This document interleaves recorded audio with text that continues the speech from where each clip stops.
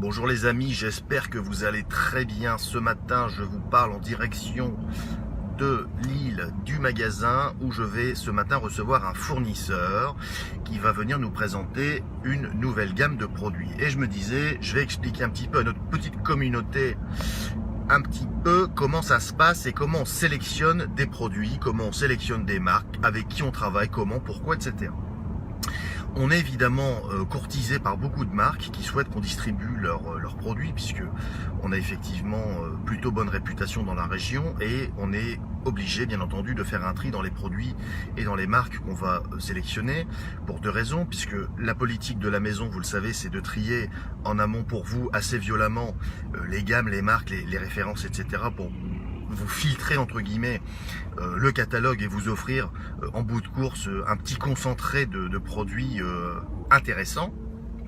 Et d'autre part parce qu'effectivement des produits qui valent le coup et des produits qui sortent du lot sur le marché, il n'y en a pas finalement autant. Donc ce matin je reçois le fournisseur. Qu'est-ce qu'on va faire avec lui? Qu'est-ce qu'on va regarder pour voir si les produits qu'il nous propose sont intéressants pour vous et sur quels critères on va se baser pour savoir si on va un jour les retrouver au magasin en proposition commerciale. La première chose qu'on va regarder quand on va recevoir un fournisseur, c'est évidemment la fiabilité et la pérennité de la marque. On n'a rien contre le fait de travailler avec des petites marques, vous le savez très bien, mais bon, on cherche quand même à distribuer des produits qui sont fabriqués par des marques établies, des marques sérieuses et qui vont pas disparaître du jour au lendemain comme ça se voit malheureusement trop souvent dans les produits IFI où vous avez des gens qui s'improvisent fabricants et 15 jours après il n'y a plus personne. Donc ça c'est un vrai problème. C'est pour la raison pour laquelle on travaille avec des marques qui généralement sont sérieuses. On essaie toujours de rencontrer les dirigeants, ce qui nous amène à voyager un petit peu partout en Europe pour pouvoir rencontrer les gens physiquement et voir un petit peu comment ils sont installés, l'usine, etc. Donc ça c'est un premier point. Fiabilité, pérennité des produits qu'on va distribuer, notamment pour vous offrir un service après-vente de qualité avec des marques qui continueront à exister dans les années à venir. Ça c'est le premier point. Le deuxième point c'est le positionnement concurrentiel. Il y a aujourd'hui des marques qui font leur apparition, qui sont très compétitives, qui sont très concurrentielles par rapport à l'ensemble du marché. Ça c'est important pour nous de vous proposer toujours des marques concurrentielles puisque c'est ce qui fait notre valeur ajoutée en tant que magasin. Vous proposez des marques qui sortent du lot, qui sont compétitives et pas vous proposer un produit qui fait exactement la même chose qu'un autre produit à 10 fois plus cher. Ça n'a évidemment aucun intérêt. Si c'était le cas, évidemment, notre magasin n'a pas lieu d'être et n'existerait plus depuis belle lurette. Et le troisième aspect des choses, c'est bien entendu la qualité d'écoute. Qu'est-ce qu'on vous propose aujourd'hui? On vous vend du matériel, bien entendu, mais ce qu'on vous vend au-delà de tout ça, c'est une qualité d'écoute. On vous vend une ambiance, on vous vend une qualité d'écoute, on vous vend des émotions, des sensations quelque part. Donc ça passe automatiquement par une écoute. Tous les produits qui sont sur le catalogue, je dis bien tous les produits qui sont sur le catalogue, sont écoutés, testés, torturés, martyrisés avant de vous être proposés.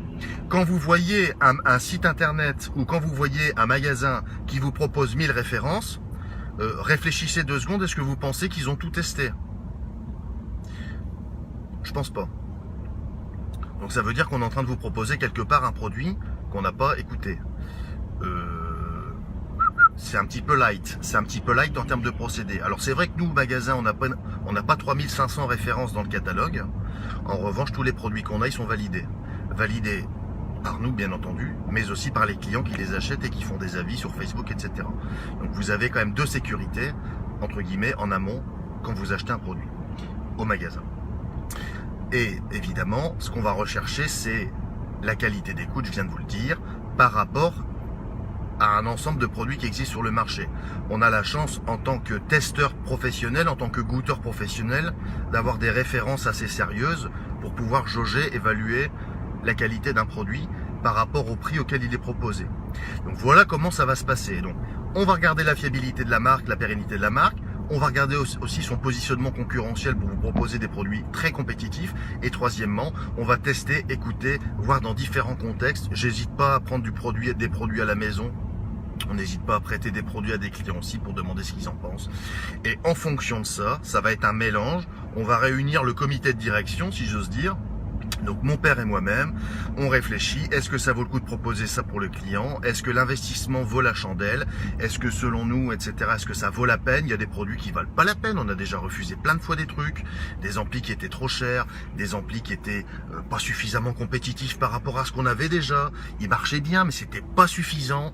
On demandait un effort financier trop fort pour le client, ça valait pas la peine, ça n'en valait pas ça n'en valait pas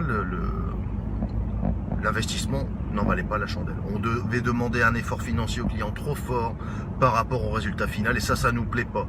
On veut être à l'aise quand on vous parle d'un produit, on veut être à l'aise, on veut vous proposer des choses qui sont compétitives. Je répète, compétitives. On va pas vous proposer un produit à 10 000 € qui marche à peine mieux qu'un produit à 5 000. Ça, c'est des trucs que vous verrez jamais au magasin.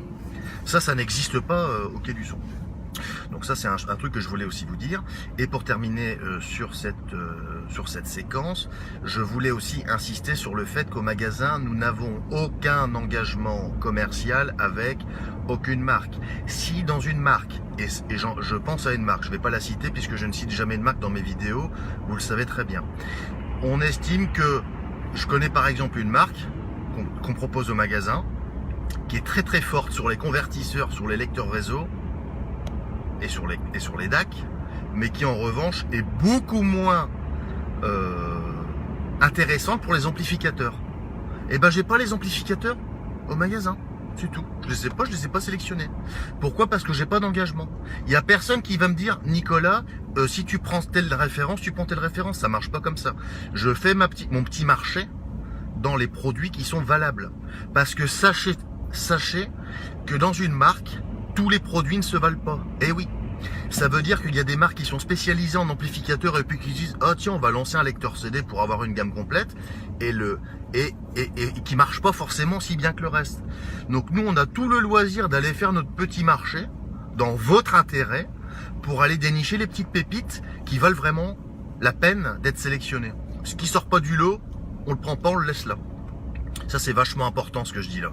C'est vachement important parce que vous avez effectivement encore certains confrères, on va dire ça comme ça, qui continuent à proposer des gammes complètes alors qu'évidemment, quand vous avez une marque qui propose 20 ou 30 références, il y en a énormément des marques comme ça, est-ce que vous croyez que tout se vaut dans la marque?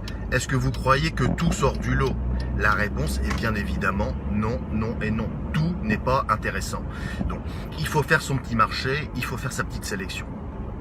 Voilà les amis ce que je voulais vous dire concernant le travail de sélection qu'on réalise pour vous très régulièrement au magasin et ce qui nous permet de vous proposer des produits top quality au Quai du Son. Sur ces bonnes paroles, je vous souhaite une excellente journée et je vous dis à très bientôt pour une nouvelle vidéo.